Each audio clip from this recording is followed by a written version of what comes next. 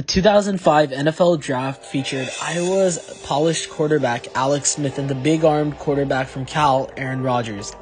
Both of these quarterbacks were set to be the top two picks in many draft boards, but it was a surprise when we saw Aaron Rodgers fall all the way down to pick 24.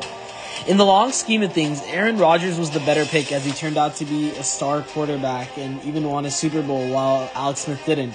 And even though the 49ers are the team people call out for not picking Rodgers, there was another team that could have snagged him, like the Oakland Raiders. Now, Oakland was one of those many teams that had a chance on Rodgers but didn't take it. And the saddest thing is that they were one pick ahead of the Green Bay Packers, and this was not the first time they could have gotten Rodgers. Well, let's say, what if they had drafted Aaron Rodgers? How would the NFL landscape change? How would the fate of the Raiders change? So I'm going to skip over the 05 season, postseason, and the 06 draft because there's not a lot of change here. The Steelers would still beat the Seahawks in the Super Bowl. Cadillac Williams would still win Offensive Rookie of the Year. And in the 06 draft, the Raiders would still pick cornerback Michael Huff with the 7th pick. Originally, Aaron Rodgers gets his start in 08, but in this scenario, he will start in 2006 because the Raiders let go of Kerry Collins and they want to give their young guy a start. Even with him starting, he still gets trouble with the rhythm and chemistry, and they go 4-12, making them the second worst team. The Lions are the worst team. Randy Moss is not happy with how the team looks, but in the end, history still repeats itself as Peyton Manning and the Colts still beat the Bears in the Super Bowl. LT wins MVP, and now we'll move on to the 07 draft. The 2007 draft actually shows the Lions winning the first pick because they were the worst team, so they end up taking Jamarcus Russell, which means yes, with the number 2 pick, the Oakland Raiders select Calvin Megatron Johnson, pairing him up with Aaron Rodgers. But that's not all. In the 3rd round, the Raiders held the 65th pick, and instead of going for Quentin Moses for the defense, they actually end up taking Marshall Yanda so they could protect Aaron Rodgers, as they now know they have a good young quarterback. Randy Moss still gets traded to the Patriots because he wanted to be in a win-now position, and they still end up taking him for a 4th-round pick at 110. So instead of taking John Bowie for cornerback, they actually take linebacker Zach DeOssie, toughening their linebacker core and making it younger. In the real-life 2008 NFL Draft, the Raiders would have been picking at 4, but now in this scenario, they will actually be picking at 19, pushing everyone else 1 pick ahead of them except for the top 3 picks. The Raiders, wanting to improving their young offense, decide to select running back Chris Johnson. This also means the Panthers, not the Ravens, actually end up selecting Joe Flacco. This will matter later down the line. The Raiders fire Lane Kiffin and now want to sign a better coach to revitalize this young offense. They decide to go with Mike Martz, the same guy who coached the greatest show on turf Rams, who had an electrifying offense in the early 2000s. Also, Brett Favre won't be heading to the Vikings because the Packers don't have Aaron Rodgers, so he'll stay with the Packers, and the Vikings won't have their dream season anymore. We finally start seeing change in the 2008 NFL season as Mike Martz helps the Raiders go from an 5-11 team to an 11-5 team, winning AFC West. They beat the Colts in the elimination round, but still lose to the Steelers in the divisional round. They actually had a total of 6 Pro Bowlers this time around, and the Packers actually win NFC North with Brett Favre as they go 10-6 while dropping the Vikings to a 6-10 record. They lose to Philly in the elimination round. The Panthers, with Flacco and McCown, take turns to start, which helped them go 12-4 like they did in real life, but they still are a first-round exit. The Super Bowl remains unchanged, and the Steelers win it all. In the 2009 draft, the Raiders actually held the 27th pick and decided to trade that pick, Gerard Warren, and the 71st pick for the 26th pick, which was held by the Packers. They select Clay Matthews III, which makes their defense even scarier. The Lions this year actually had the 1st overall pick, so they selected Matt Stafford. Other than that, free agency sees no change, and the Raiders are primed to go into the season with Super Bowl aspirations. Oh yeah, and the Ravens, who actually don't have Flacco anymore, signed Ryan Fitzpatrick as their temporary quarterback. 2009 is the year of Aaron Rodgers. He goes for a career 4,535 yards on 35 touchdowns and 9 interceptions. Chris Johnson benefits off of Aaron Rodgers' play and takes home the Offensive Player of the Year award.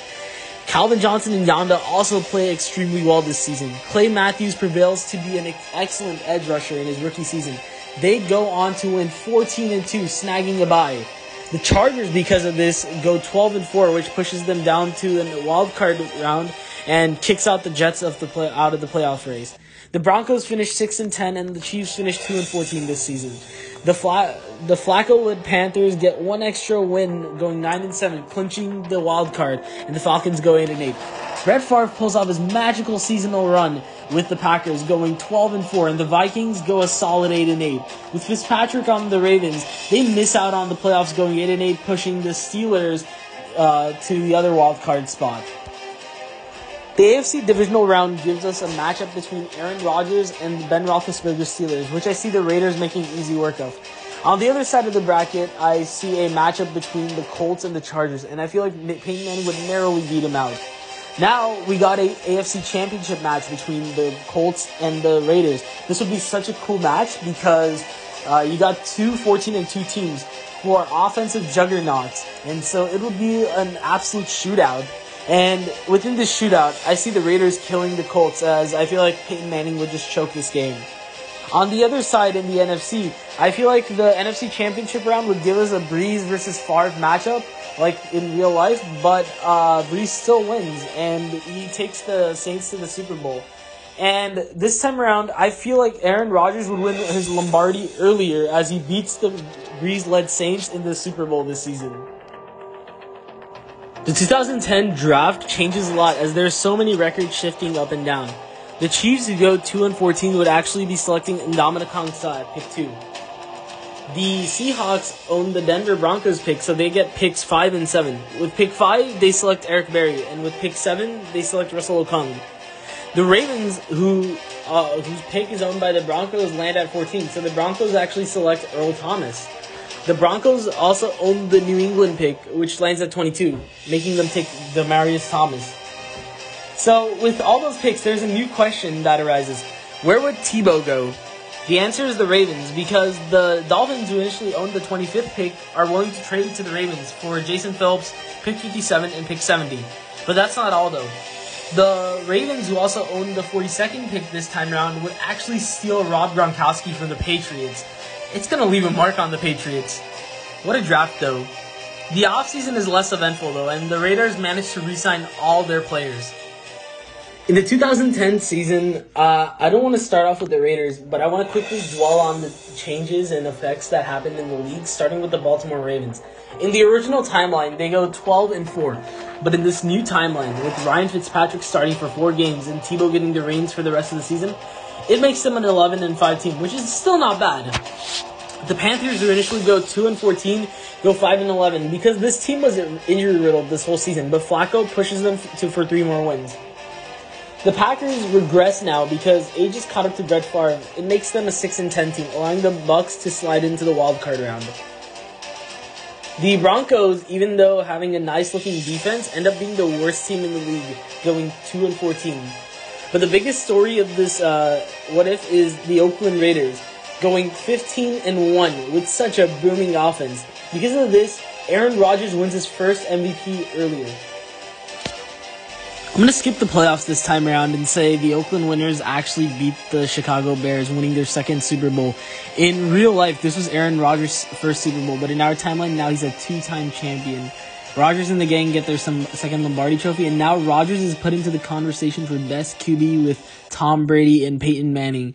And I gotta say, this adds more respect to him as a quarterback in the league now. 2011 is one of the most stacked draft classes we've seen, as it was loaded with Pro Bowlers after Pro Bowlers. The Broncos finished with the worst record, which means they win the first overall pick, so they end up taking Cam Newton. John Elway is so happy to get his heir apparent quarterback, and he thinks that he'll lead him to success. The Bills would actually get the second overall pick, so they would end up taking linebacker Von Miller, and in hopes for toughening their defensive core. The Bengals end up taking Marcel Darius with the third pick, and the Panthers actually luck out getting the fourth pick, so they end up selecting AJ Green to pair up with Joe Flacco.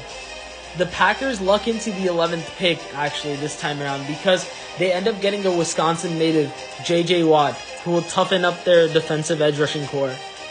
The Patriots, who are still unsure about Aaron Hernandez, decide to take Kyle Rudolph with the 33rd pick. Other than that, free agency sees Carson Palmer not getting traded to the Raiders, because now the Raiders have Aaron Rodgers in like such a nice position. So it's the Bears who decide to trade for Carson Palmer, as they want to get back into the Super Bowl, thinking that Palmer would help them. Other than that, everything remains the same. Y'all remember how I said Aaron Rodgers had his career year like a few seasons back? Well, 2011 proves it wrong, because he performs his best, putting up his best statistical season, throwing 5,327 yards on 49 touchdowns and 7 interceptions, being one behind Drew Brees. And because his team goes for another 15-1 season, he takes home his second MVP award. The Ravens, who proved to be a better team this season, go 14-2 because Tebow time happens. Tim Tebow thriving with this offense with Gronkowski and Ray Rice. The Baltimore fans are excited, as now they got the second bye in this scenario.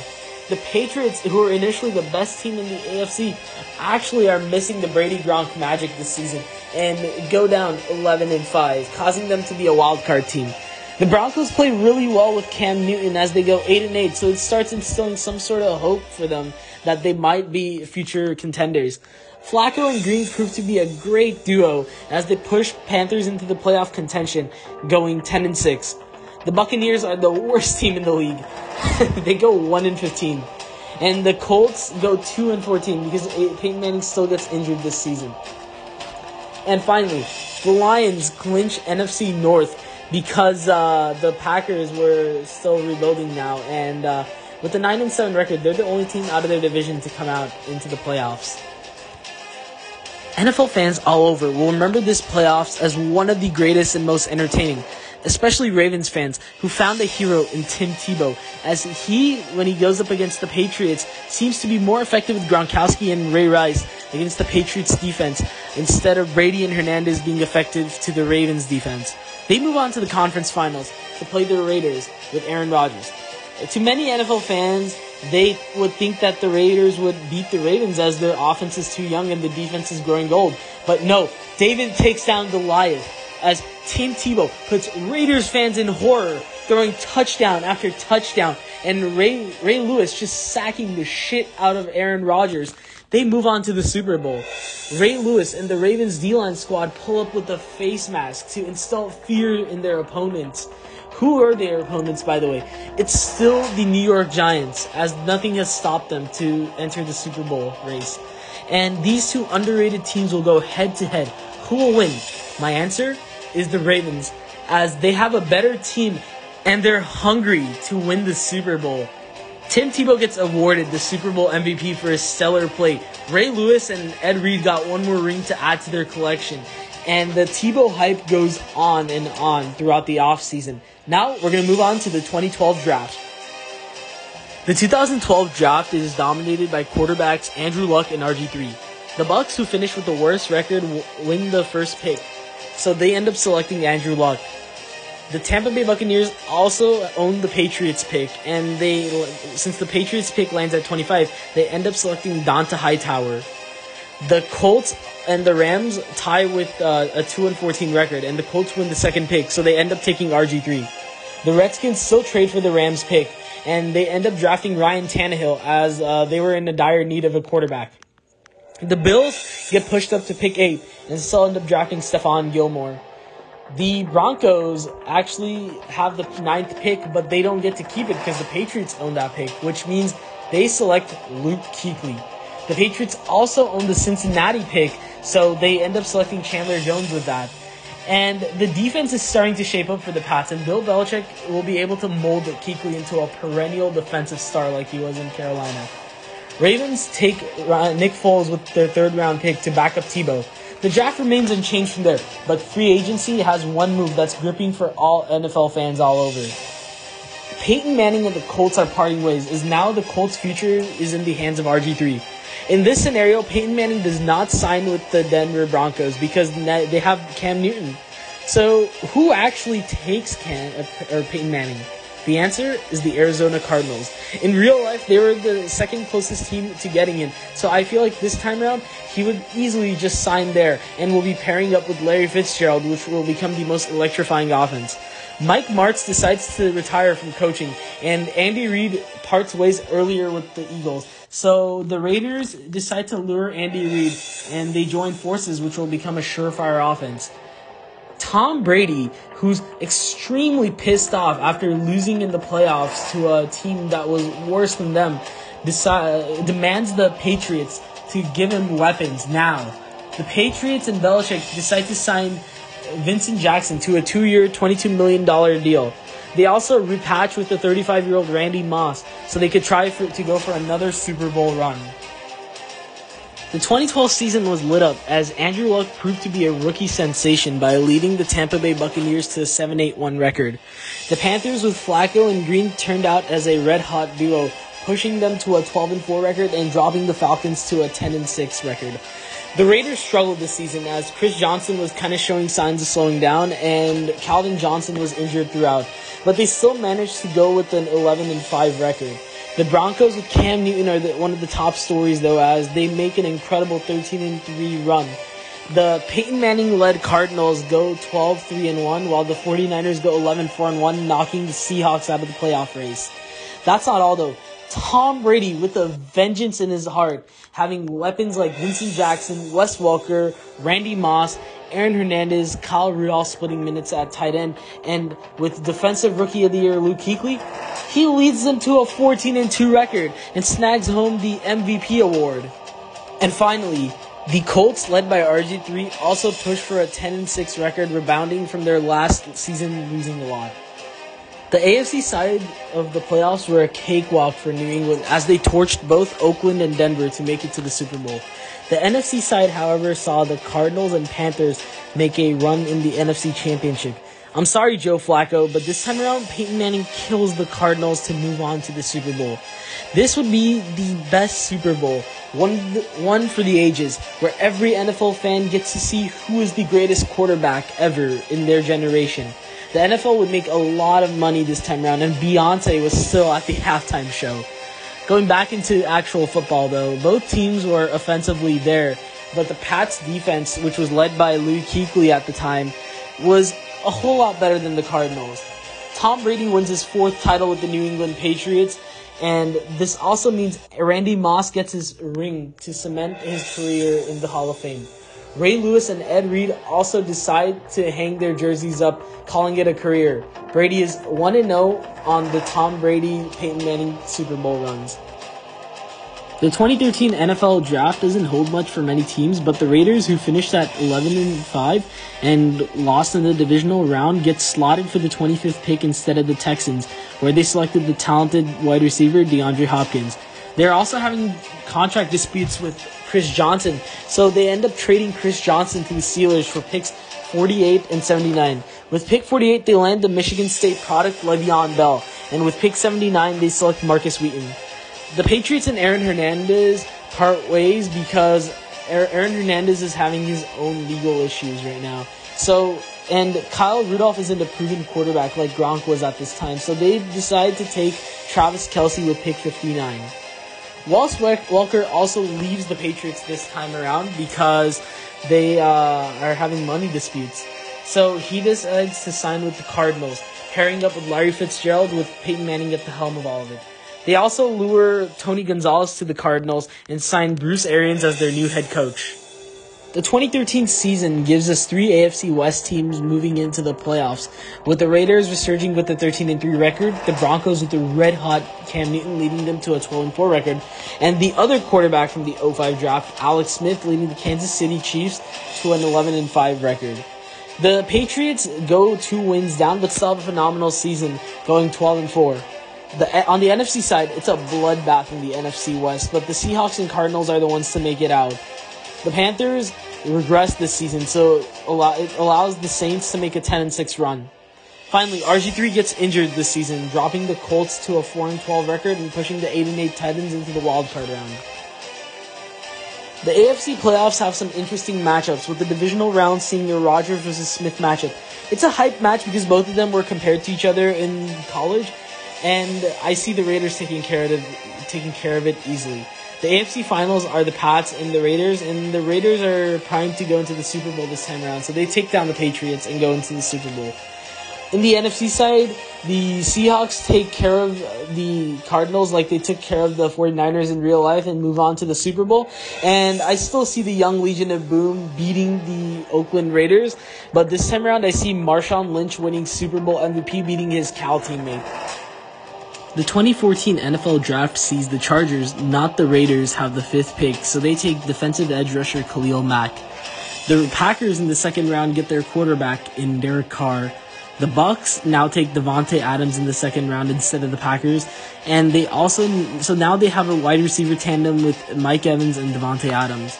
The Jaguars, not the Patriots, select Jimmy G to back up Blake Bortles.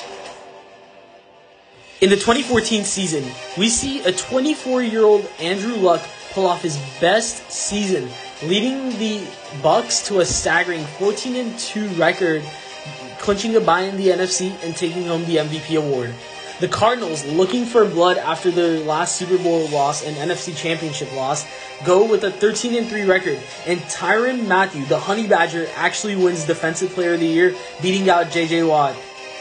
The Raiders and Broncos are both really strong teams this year and go 11-5 this time around.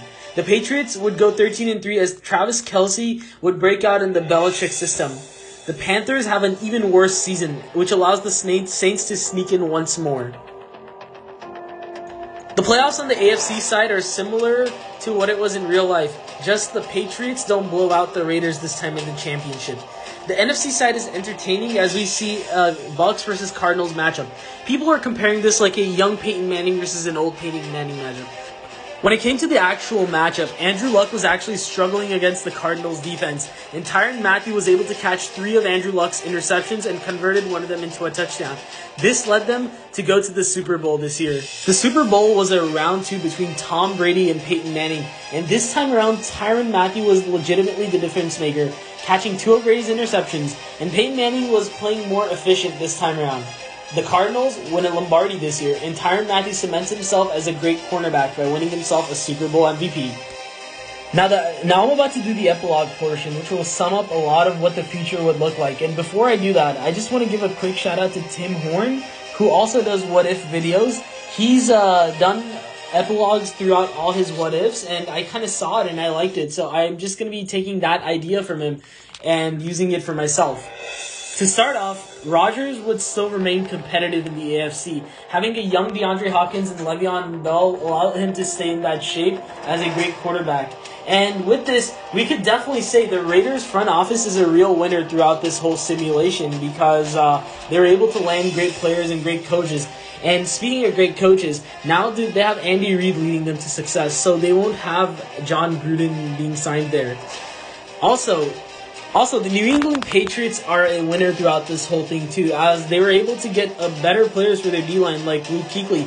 And though they did lose out on Gronk, they got 2 really good tight ends in Travis Kelce and Kyle Rudolph. Brady would probably win 2 more Super Bowls like he did in real life, maybe even 3. Speaking of Gronk, I see him being super competitive with the Baltimore Ravens and probably even go down as one of the best, if not the best, tight end to play the game. Just the different jersey and 2 less rings.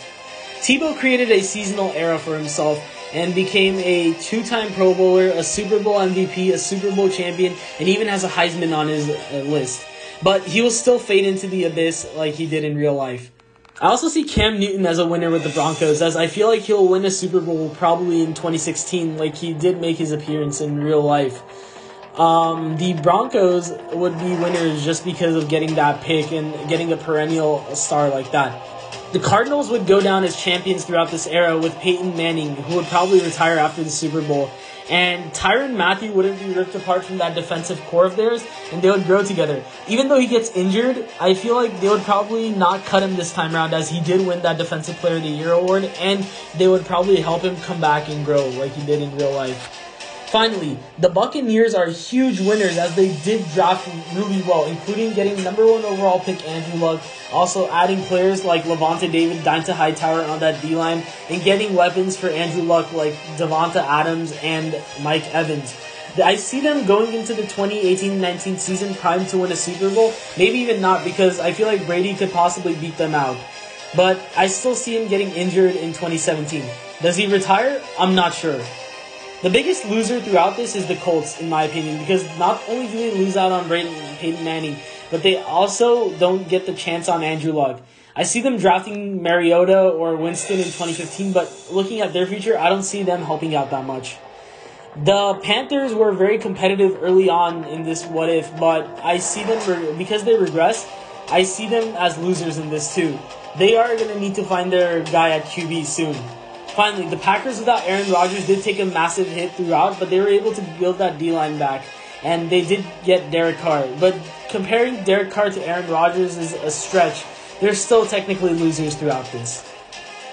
Anyways, those are all the major effects in the NFL, and this was a fun what if to do. This was also my first what if, guys, so I hope you guys enjoy. Feel free to leave any comments, any suggestions, or any of your opinions. How would you think this NFL what if would have gone? Give me your opinions.